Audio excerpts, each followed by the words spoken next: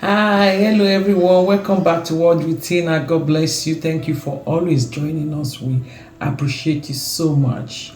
So, Matthew chapter 7 from verse 1 to 6, and I read, it says, "Judge not, that you be not judged. For with what judgment you judge, you will be judged. And with the measure you use, it will be measured back to you. And why do you look at the speck in your brother's eye, but do not consider the plank in your own eye? Or how can you say to your brother, let me remove the speck from your eye, and look, a plank is in your own eye? Hypocrite, first remove the plank from your own eye, and then you will see clearly to remove the speck from your brother's eye." Tough, right? So the Bible says we should not judge. Christ is telling us here, he said we should not judge, so that because it's the same measure, by which we judge others, that is the same measure that we will be judged. And now here is my take on this particular scripture. It's not like you will not correct someone. Sometimes, of course, we get to be, sometimes we are carried away, some things that we do would not. And I'm a fan of, you calling a brother or a sister and say, hey, you're messing up in this area, and you're messing up in this area, but do not judge them. Bible is very, very careful to say this. And I have discovered that most of the time when you start blaming someone about a particular thing, if you're truthful to yourself, go check yourself. You will see that same thing they are doing, you're doing it. And the reason it's annoying you is because you see yourself in that person. Wow, interesting, right?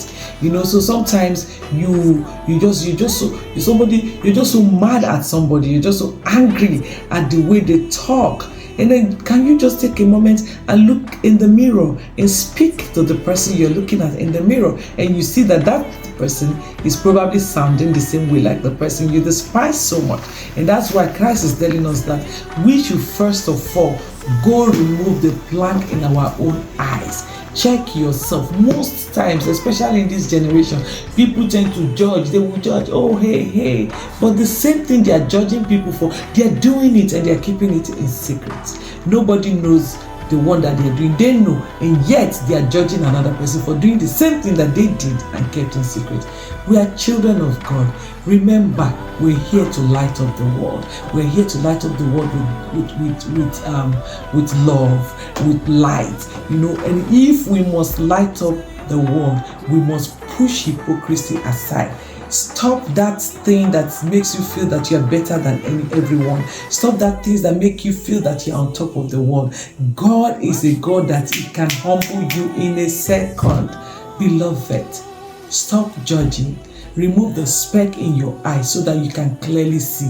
When you have been there and you are talking to the person that is also heading towards that direction, it will make more sense because you have been there and you just teach them the same way that you overcame so they can overcome rather than judging them. I have come to learn something in this season that I am in. I will never judge anyone. You know why? Because the Bible says, let he that taketh his stand take heed lest he fall. Sometimes you think you're standing and hey, boom, look at this thing staring you in the face. Look at this thing staring you in the face.